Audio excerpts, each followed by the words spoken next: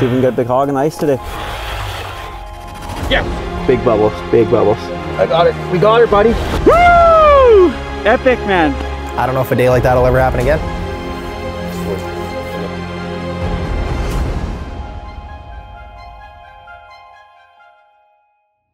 Back in 2001, my dad, my brother and I, and my mom, we talked about this dream.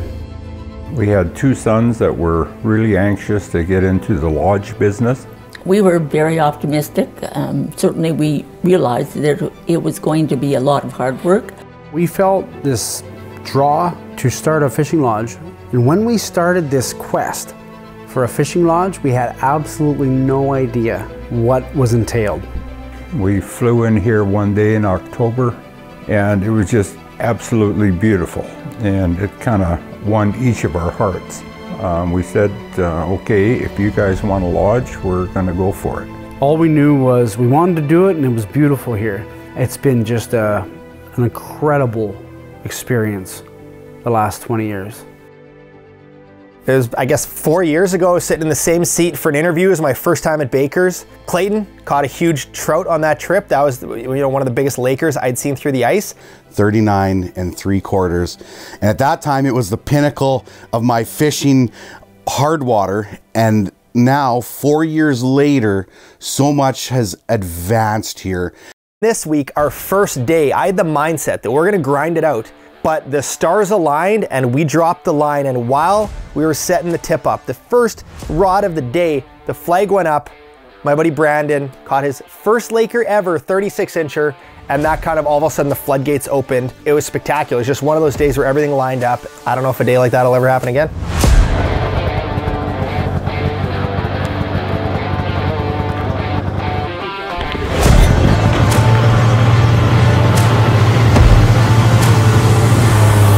Alright, so we'll probably set up like just up on the tip here.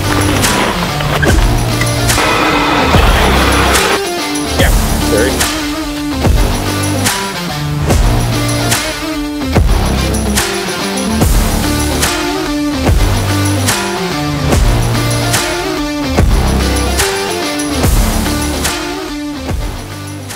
I had heard a lot of really good things over the years about Baker's Narrows. You see these giant fish that come out of this body of water and the opportunities that there are for angling up here. This was one of those times that opportunity popped up, and I was pretty convinced that I would finally get the chance to catch this lake trout of a lifetime, and finally, for myself, be able to have some kind of cool story, hopefully, that I'd be able to tell over the years.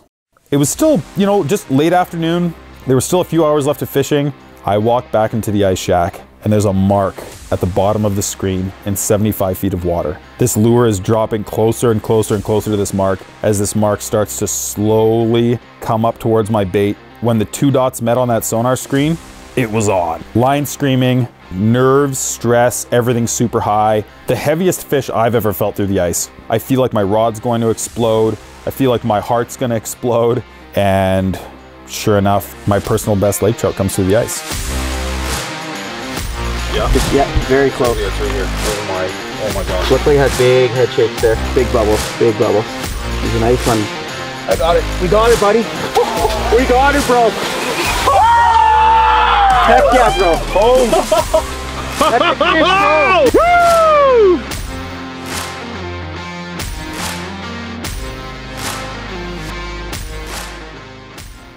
I always forget how much I enjoy lake trout fishing. Lake trout through the ice are literally, like, to me, the pinnacle of ice fishing. They're the apex predator in the ice. They chase, they hunt, and they get huge. They're unreal. They're just a different breed of fish, I find. I get more excited for lake trout than anything else. Mac's just a young kid with a drive to put people on big lake trout. And man, I'll tell you, what an incredible job this young man does for us here. He is so dialed in. He puts the guests first and makes sure that everyone that is out with him on the lake is going to have the most incredible experience possible.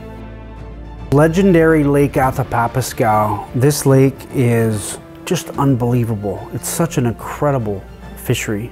and you can drive pavement all the way from, you know, the American border all the way up, and you're all of a sudden at this lake trout mecca. It's spectacular.